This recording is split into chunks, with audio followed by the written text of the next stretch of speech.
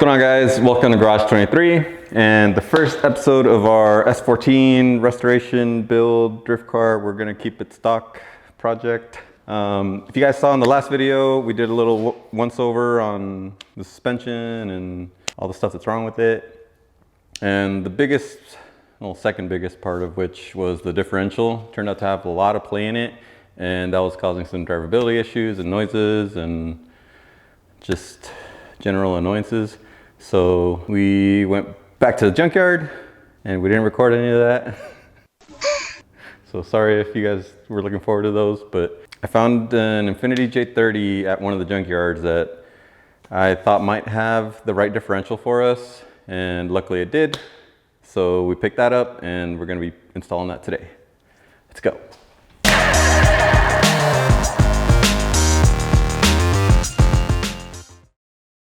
Okay, to get the diff out, the main stuff you're going to need is two 14 mil wrenches, two 12 mil wrenches, a 19 or 3/4 socket, preferably one that's kind of medium size.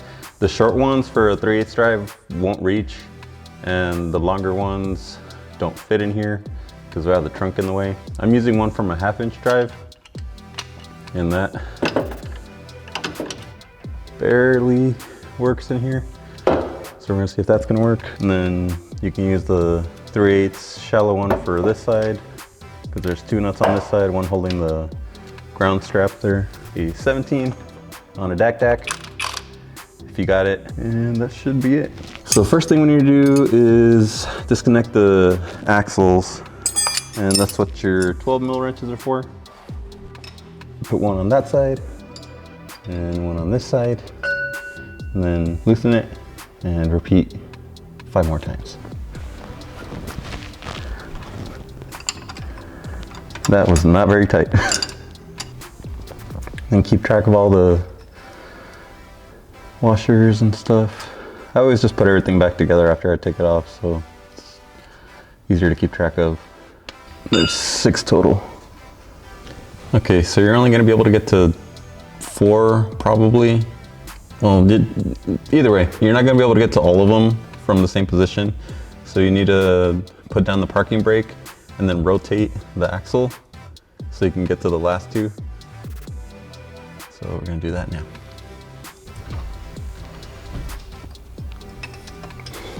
Somebody try to do something down here, because these bolts are kind of chewed up and they're not as tight as they're supposed to be. Okay, we got the axles unbolted. Now next up, I'm gonna try to get the 2 19 mil nuts at the back of the diff loose.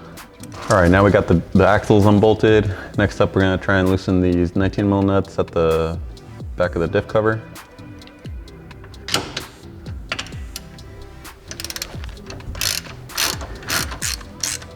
I don't think this is going right. Yep, it's taking the whole stud with it. Okay, task failed successfully.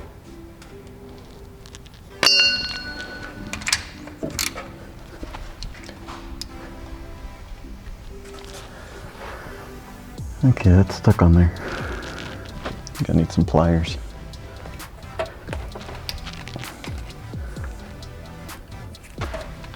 Okay, I guess we're unthreading it now.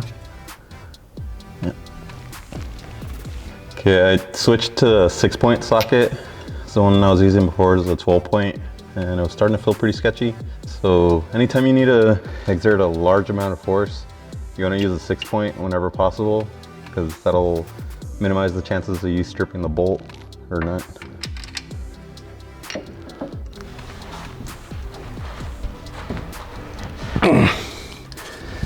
Man, it's definitely been on there for 400,000 miles.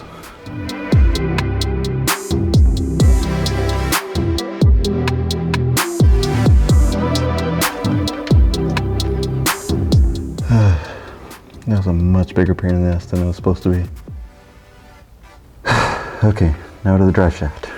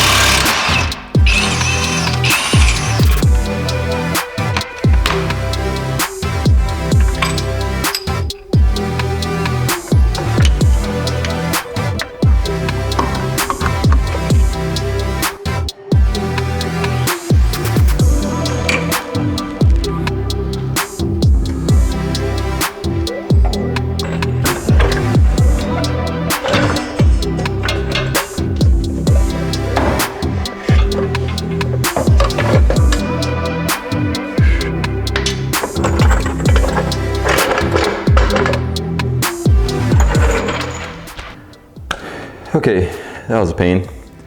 We got both diffs out now. Now we can get a better idea of what's wrong with this one.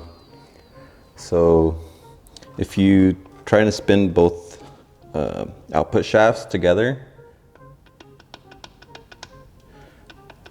it's pretty clear noise. Pretty sure that's not normal because this one doesn't do that. And also, since we're changing diffs, we opted to go for a VLSD out of the Infiniti J30. And the way you can tell the difference is on an open differential like this one, if you spin one side, the opposite side spins the opposite direction. But on an LSD, they both spin together. So yeah, not good for drifting. Decent for drifting. The better thing to do would be to get like a 1.5 or two-way clutch type differential that's much more stout and can handle drifting, but we're not building this for a drift car. This is just to get around town and stuff. So it should be more than good enough for what we need it for. The only differences you guys may notice is this is an ABS differential and this is not an ABS car. From what I've read on the interwebs, that doesn't matter and it should still bolt right up, but I'm still a little worried about it, so we'll see. But if you put them both together and kind of line them up, ABS one is like half an inch longer, if that, maybe 3/8. So yeah, it's not a huge difference, but we'll see if it causes any problems. If it does, we might have to get a new drive shaft.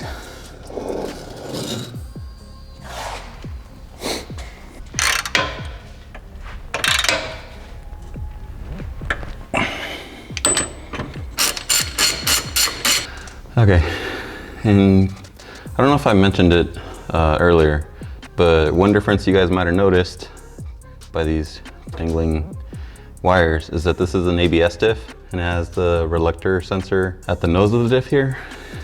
This makes it, yeah, I did notice it because we measured it was about 3/8 longer than the non-ABS diff.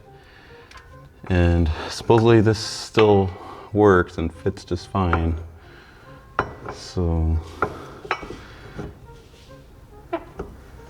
yeah, it pushes the whole drive shaft into the transmission more.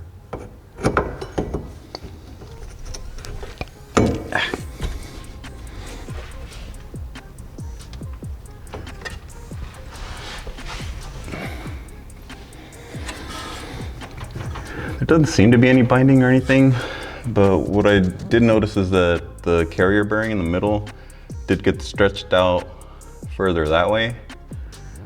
So that's really my only concern, since this is a two-piece drive shaft. If the carrier bearing gets kind of overexerted, especially with the amount of mileage that we have, it could cause the carrier bearing to fail. But yeah, I mean, it was only 3/8. So yeah, that's one thing to keep in mind.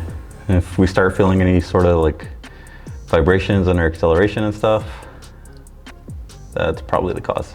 The proper thing to do here would be to source an ABS drive shaft, but that's pretty rare. The other thing to do would be to get a one-piece drive shaft made. That's usually what most people do when the carrier bearing goes out, because the carrier bearing is like $150 and you probably can't even buy it anymore.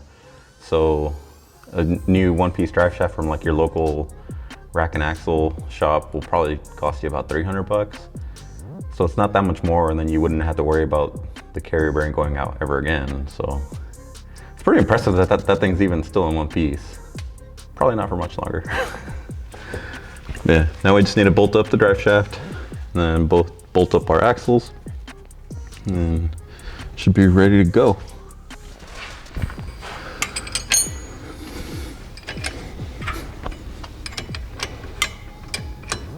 Okay, we got the diff swapped out and we got a lot less clunking. But we still got a little bit of shudder between gears. I'm guessing that's gonna have more to do with the motor mount, so that's gonna be the next thing to do on our list. But either way, we have a VLSD now, so that's pretty solid upgrade regardless.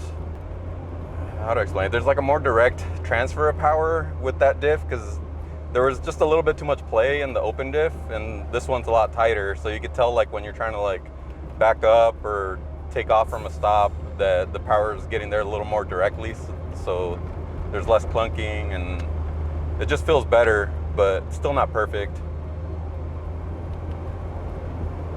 All right, first mod was a success for the most part. Still pretty noisy car, but it's to be expected with so many miles.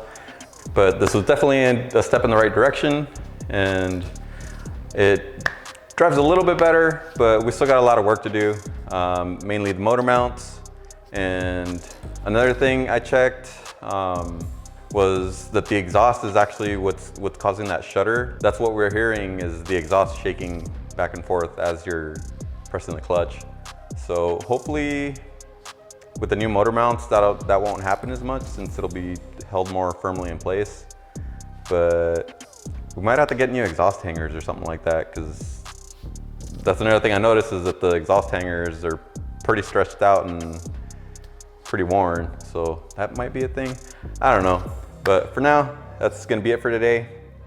Be sure to check out the next video where we start doing the motor mounts, and then maybe the stereo amp repair / bypass. So stay tuned for that. See you guys next time.